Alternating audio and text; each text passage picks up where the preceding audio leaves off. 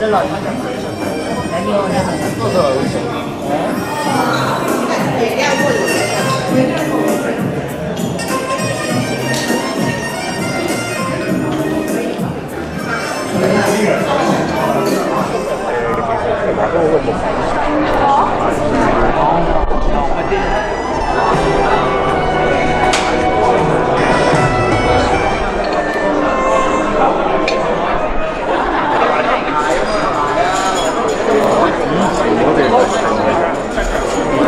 ？And they also accomplish different benefits, of which we will also share with you.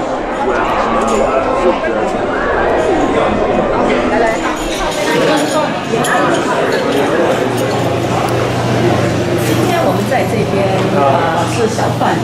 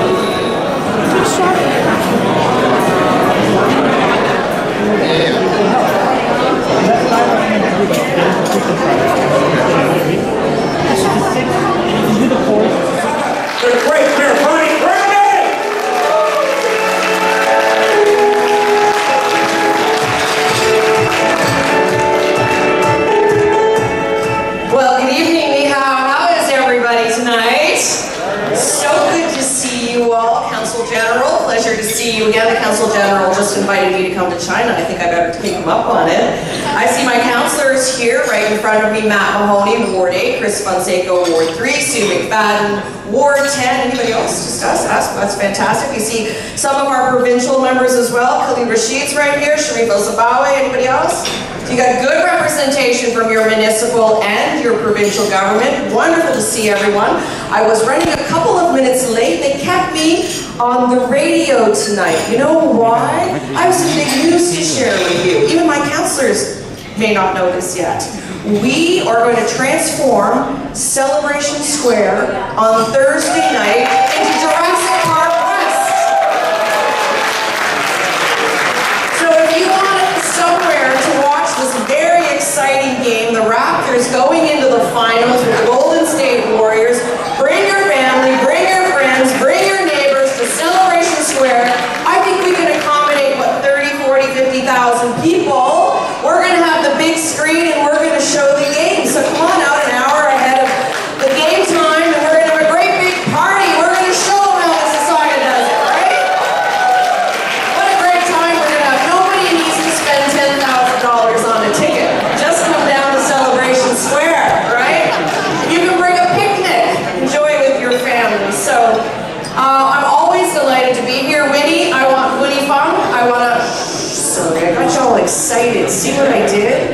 I got y'all excited. Now I'm going to get a long, boring speech. Oh, I should have saved it to the end and closed if you got a high note. But no, I got you going. Anyways, I'm always a pleasure to join the Chinese community, Chinese business community in particular, for a State of the City address. Many of you come to my speeches when I'm at the Board of Trade. How many of you have heard me speak at the Board of Trade? Probably a lot of you have. Of course the councillors have. 4 hands went up, right here. Yep, they better come. No, so I know many of you heard that speech, so we thought we'd update it a little bit, talk about some of the business developments in the city, talk about our plea for independence. I've got our provincial members listening to me, right? Captive audience. So we'll talk about that a little bit. We want to thank them for listening to the big city mayors and small mayors across Ontario and reversing the retroactivity of the healthcare cuts, and it still gives us time until January to talk to them a little further on other efficiencies we can find. Maybe I'll talk to them about the efficiencies we find in Mississauga, so they won't be too quick to make any cuts to us, because we're pretty good business partners in Mississauga, and we know all about lean and efficiencies and cutting red tape, right guys? The team says yes. So many thanks to Chinese business community for allowing me to come tonight. And I am also happy to take questions if you have any afterwards. We don't want to tie up your dinner too long, but a few, not a problem. So I am happy to tell you, and I know the Chinese community would love to hear this, that we are the business capital of Canada. Did you know that? The business capital of Canada. We have more businesses per capita than any other city. Is that not great news? Come on, that is great news. Not too many cities can brag that they have 94,000 businesses, 75 Fortune 500 companies, and 1,400 multinationals. So that's a big number. Most of them, of course, are small businesses, about 90%. 95% are small businesses, but it's the small businesses that are fundamental to running the economy, that are driving our city's economy. And we have business improvement areas right across our city. We have four of them in Port Credit, in Clarkson, in Streetsville, and in Malton, serving those small businesses in those areas. And one of our key strengths in Mississauga is that we have a highly trained, highly skilled workforce. We have talent here. And that is largely because we are so diverse. People from 150 different countries speaking 200 languages choose Mississauga to be their home. And you know as well as I know that to qualify to come into Canada, you better bring in either a big investment with you or be highly trained and highly skilled. And that's why our residents are so highly trained and highly skilled. And also, they have higher than average post-secondary education. 2/3 of our residents have post-secondary education, and of that, 20% have professional designation. Engineers, accountants, etc. Professionals, all professionals in Mississauga. And that's what drives the job creation. Last year alone, the city was directly involved in 4,500 new jobs. So we like to say we're the second largest cluster of employment in the GTA, right next to Toronto. In fact, we outpace the province in job creation. We create an average of 27 new jobs every day. Who here in this room created jobs today? Let me see. Anybody hire anyone today? Did you create a new job? We create 27 in Mississauga each and every day. Isn't that a great number? And to be business capital of Canada. I hope you remember that, and I hope you repeat it. And Council General is going to repeat it too. He was in Mississauga, the business capital of Canada, right, Council General? So we're very, very proud of that. The other statistic I'll share with you is that we are a net importer of jobs. So back 45 years ago when Mississauga was created into the vibrant, dynamic community that we are, we had big boulevards, big homes. It was the residence for those executives as they commuted to Toronto. Boy, have times changed. As the businesses have chosen to locate here, we have the most incredible quality of life here. And guess what? We are now a net importer of jobs. So more people start and end their day in Mississauga or drive into work than drive out to work somewhere else. So we're a net importer of jobs, and that's a very important statistic. It's one that made me very proud. So I told you, last year, 3,600 companies chose Mississauga to invest and to grow. So these are companies that are expanded or companies that are new investments for our city. 3,600 just last year. And let me tell you some of them. The recently that have come to Mississauga, the big names that you will know. Let's start with CBS Film Studios, film and TV, 6 sound stages. It's going to be huge for Creative Strategies Industries. It's actually our 3rd film studio, so we're very, very proud of that. Campbell Soup, when they left Etobicoke, needed a new home. Guess where they came? They came to Mississauga. Cognizant, I actually had to bid on the Cognizant business. Toronto Global said, oh, there's a consulting company They're looking for highly trained, highly skilled workforce and be close to the airport, I think. And they want to be in Toronto or in Waterloo. I said, what are you talking about? They need to be in Mississauga. And they said, well, you'll have to talk to them. They're thinking Waterloo or Toronto. And I said, well, you let me talk to them, because if anything, that's our skill set. Our core competence is our highly trained, highly skilled people. And of course, we have the airport. The airport's actually the Mississauga International Airport. So, that's right. So I had to bid for that business against Waterloo and Toronto, and I'm just letting you know that we were successful. And they have over 800 consultants here now, high-paying jobs, and there's another 1,200 to go. So there'll be about 2,000 people at Cognizant up in Meadowvale Business Park. So I'm very, very proud of that one.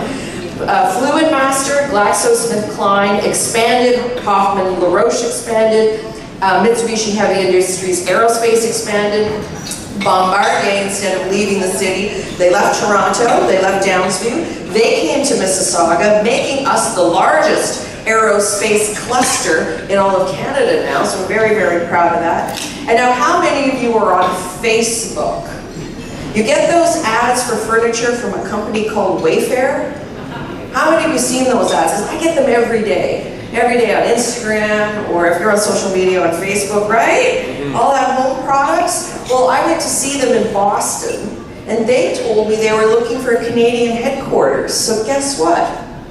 Wayfair, newest Canadian headquarters outside the United States, outside Boston, now in Mississauga. Isn't that fantastic? That's what happens when you go to the market.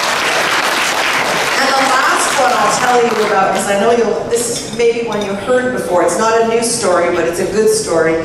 And that is when I was at the Bio Conference 4 or 5 years ago, I met a Brazilian pharmaceutical company, and they wanted to have a North American footprint, and they had been speaking to the state of New Jersey. And New Jersey said, you know, we'll give you tax-free incentives for 10 years if you locate in New Jersey.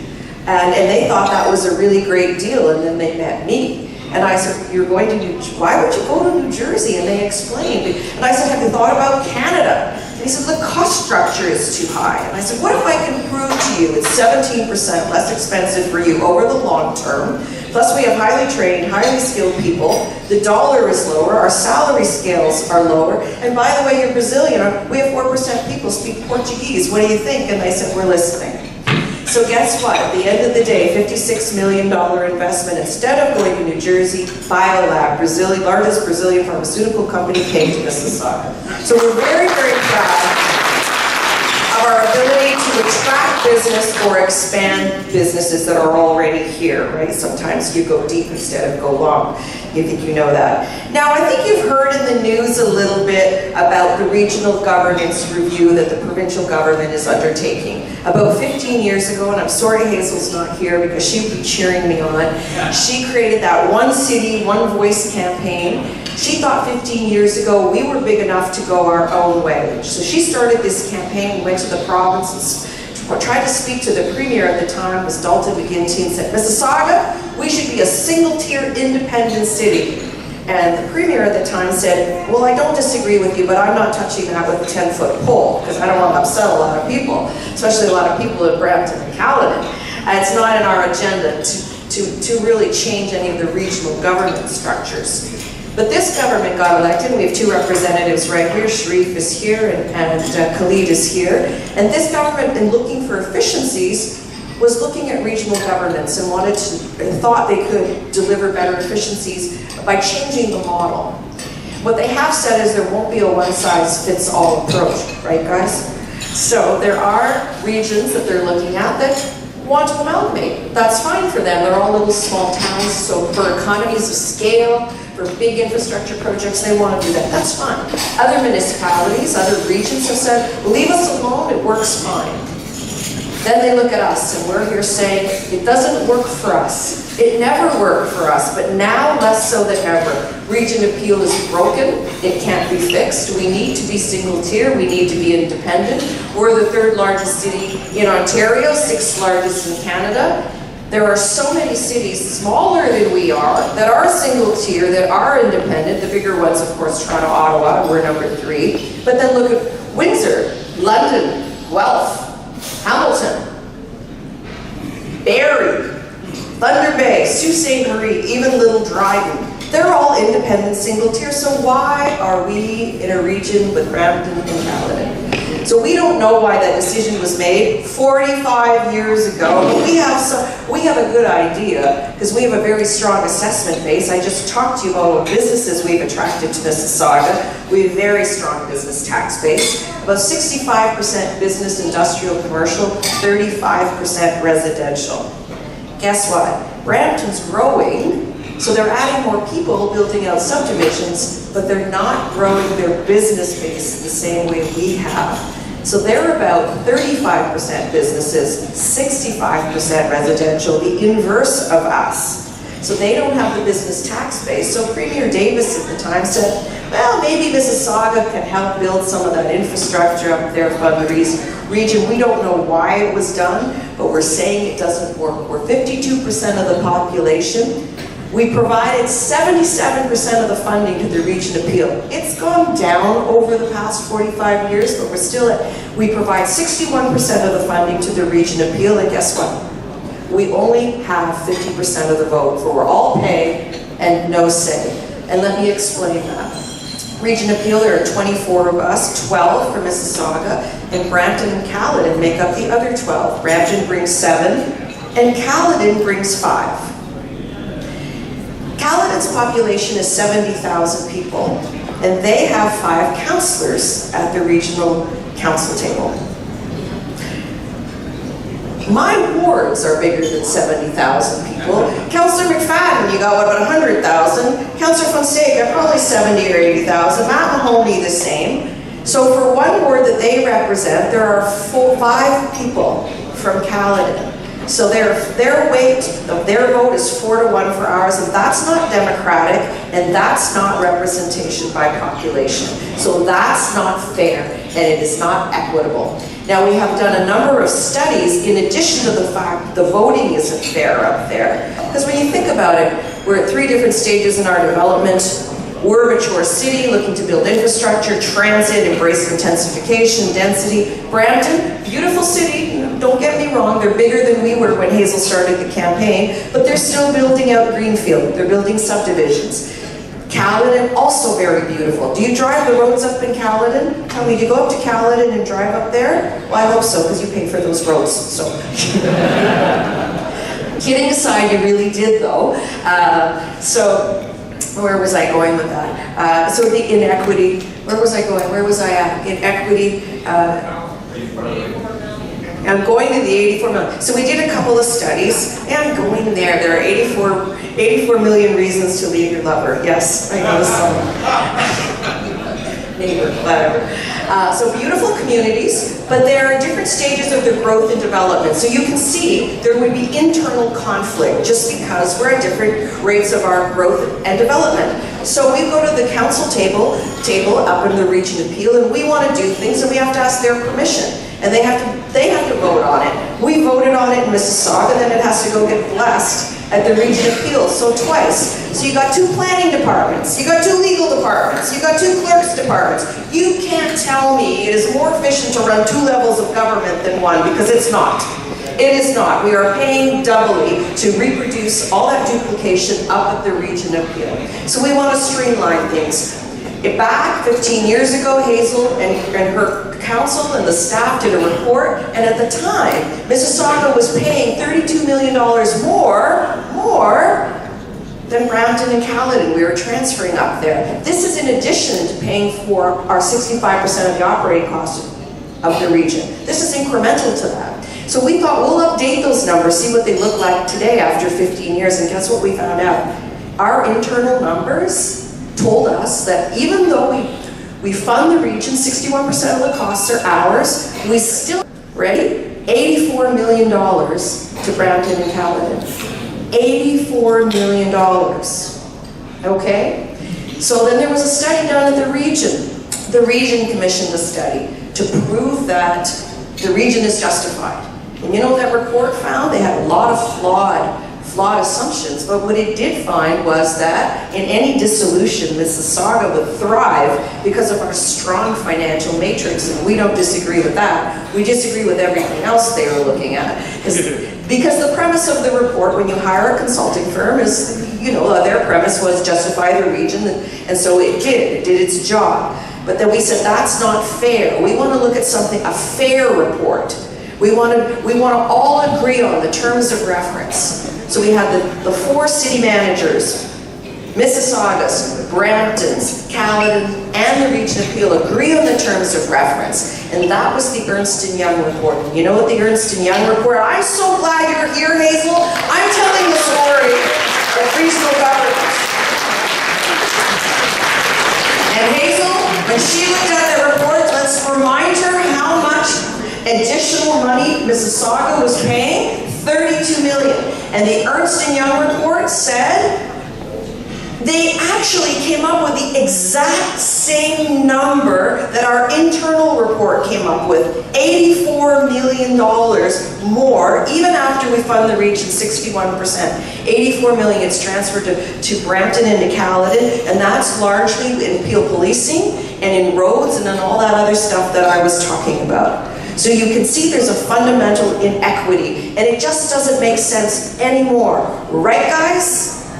Looking at our provincial members, because they're the ones that have an ability to change this. So it's an outdated model. I believe that our hard-earned taxpayers' dollars should go into our priorities. So remember the number? What was the number? $84 million. That could be reinvested into Mississauga's priorities and our businesses and our residents. Now the Mayor of Brampton is running around saying, if we change the governance model and Mississauga became single tier, taxes would increase. And he's right, because they will, in Brampton.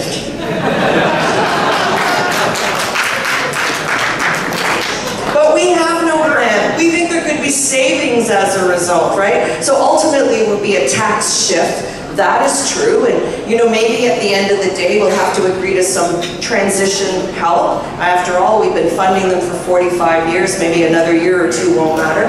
But they're our friends, they're our neighbors, but we just feel that, they should be able to stand on their own 2 feet, just as we have to stand on our own 2 feet. I mean, if I run my credit card up, you're my friend and neighbor, will you help me pay my bills? I wish I could. There you go. Wish she could. See, she wishes she could. So it's nice that we offer to help, but we shouldn't have to. That money should be invested in our own priorities and our own businesses and residents. So we don't think that's fair. You work hard for your money. You work hard for your tax dollars. We want them put into our city. Now, what else can I tell you? $84 million. Now, some people have... let me just close with 2 more examples because I want to lay to bed any myths that are out there. The first one is that because this would be a divorce, there would be a big settlement at the end of it. You know how that happens sometimes in a divorce? I don't know, but maybe somebody does. And so we had a legal opinion, and there's something called the Cummings principle that says that if the benefit of the asset remains in use with the taxpayer, then it is deemed to be gosh, I should be able to phrase this better for you, of continuing value to that taxpayer. So the bottom line of the Cummings principle is that there is no payout.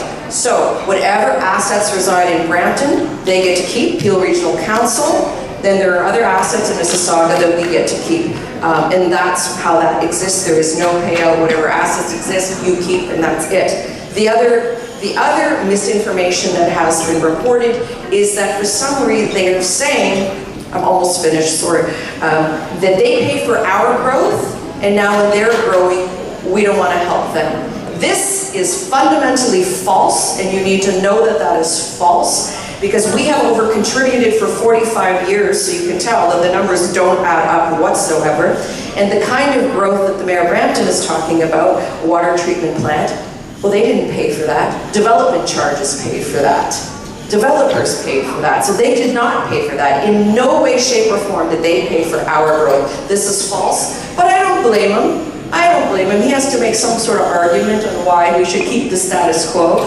And that's his argument. So they're very much in favor of keeping things the way they are. And heck, I would be too if I was getting 84 million from my neighbor. I'd want to keep things just the way they are. Thank you very much. But we think that we would like to keep our money in Mississauga, keep your money in Mississauga and invest it here in our businesses, our residents, and our priorities so that we can continue to grow.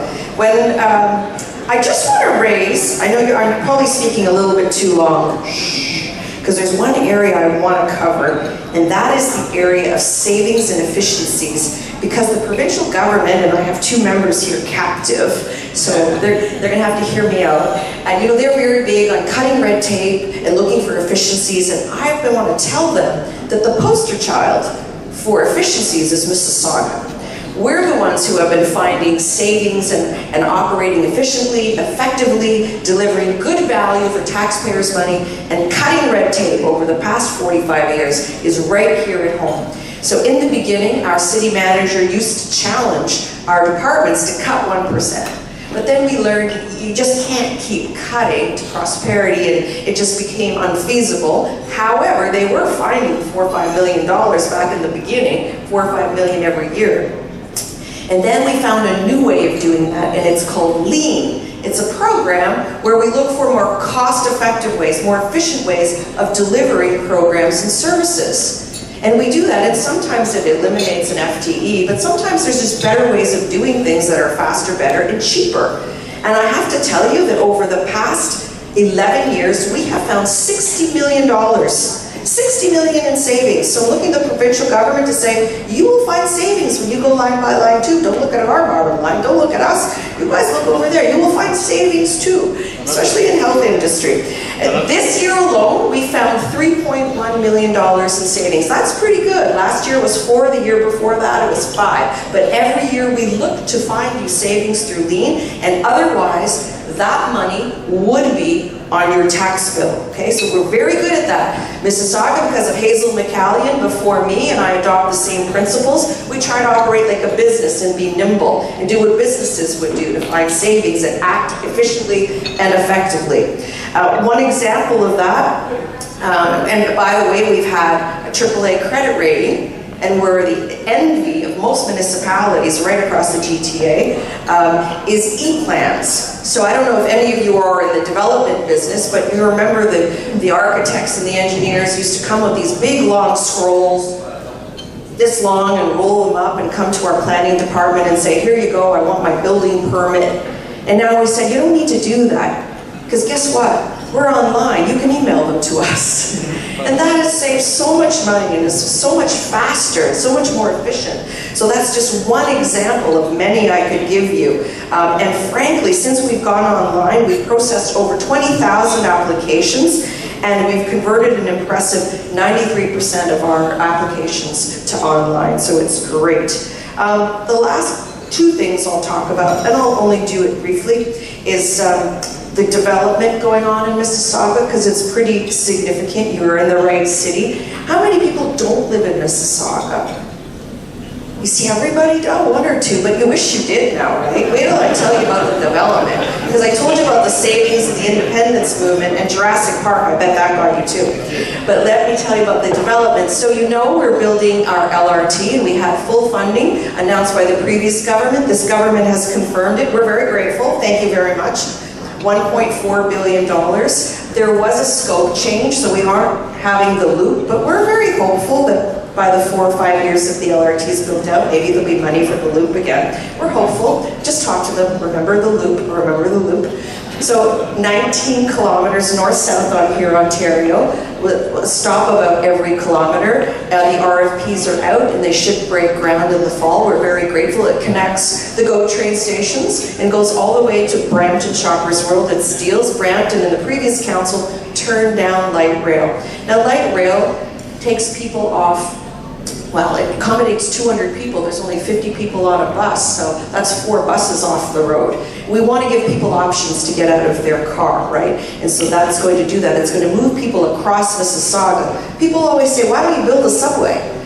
You need a lot of density for a subway, and we just don't have it. But if the Premier would like to give us a subway to our doorstep, we won't say no, right? We'd be happy to take the subway to our doorstep. But we don't want to pay for the operations of it or the building of it. It's too expensive. Even Toronto doesn't cover the cost of operations of the TTC. You need a lot of density. And when we were looking at the cost of building even the LRT, 1.4 billion, to raise it to a monorail was 4 times the cost, and to tunnel it, build a subway, 7 times the cost, so it's not cost effective. It would, as Hazel used to say, bankrupt the city. So if you want to bring one to our doorstep, right to our LRT that we can't afford, we'll take that, thank you very much.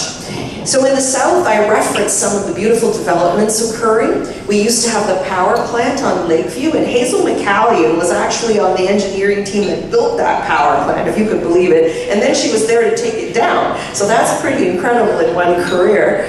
But we're delighted it came down. 167 acres are being developed, 67 acres back to the city for culture and education and wonderful things.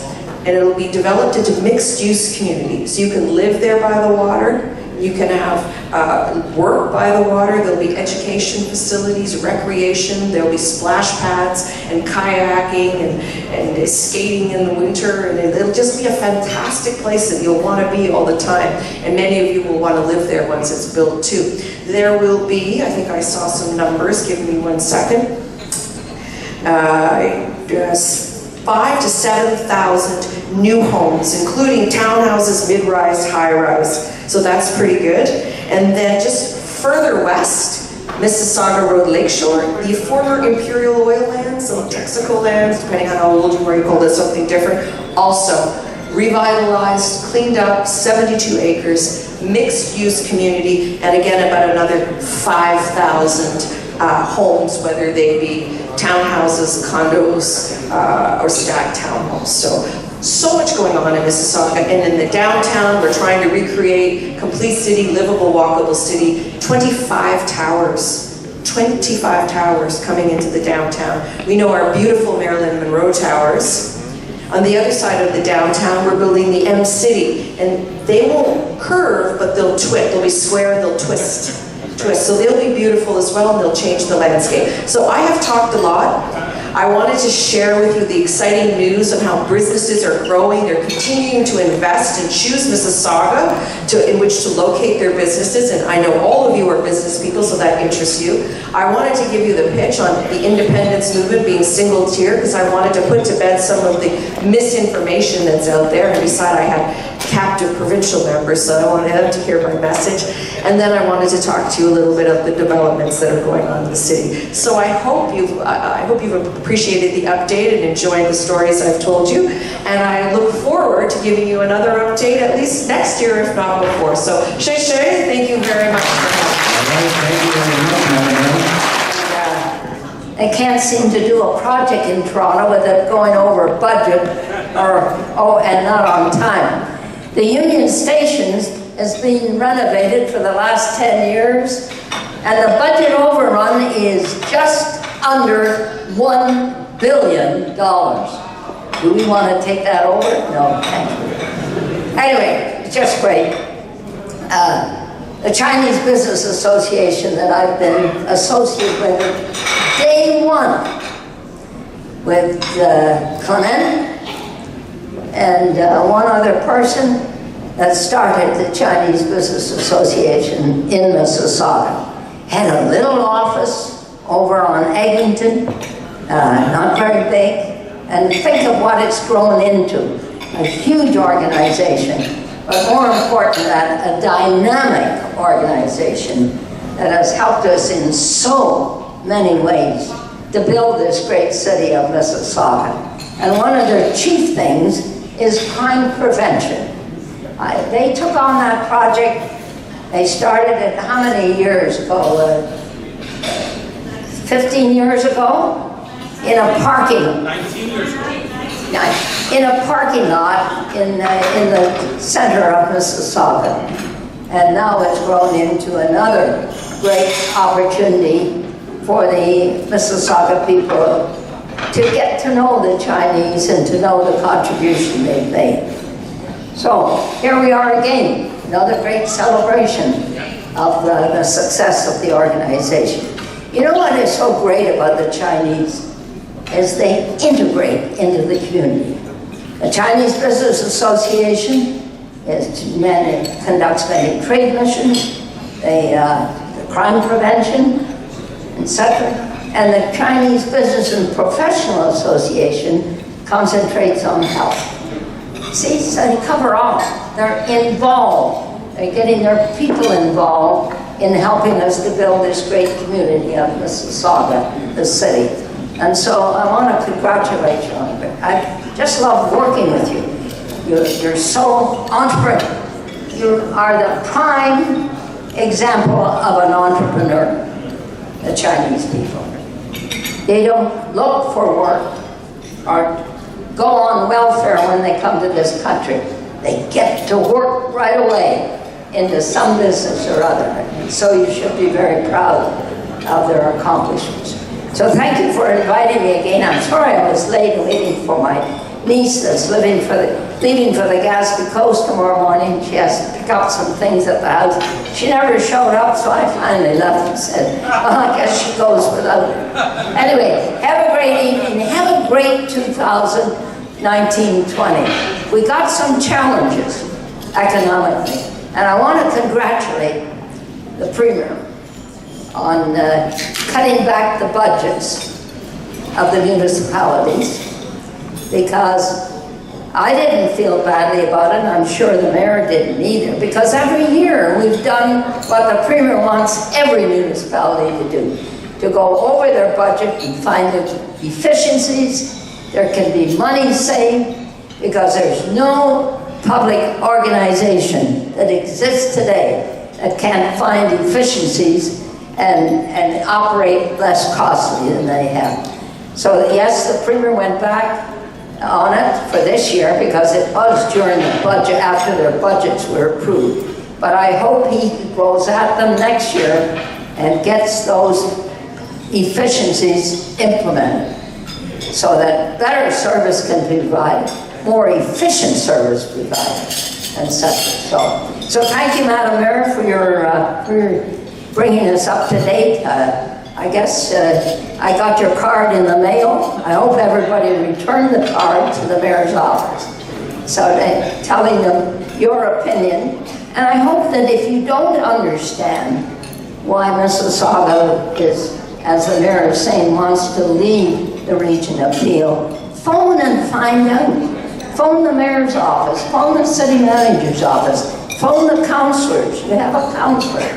And ask them the questions so that you will be well aware of that you can decide whether Mississauga should leave the region or not. Have a good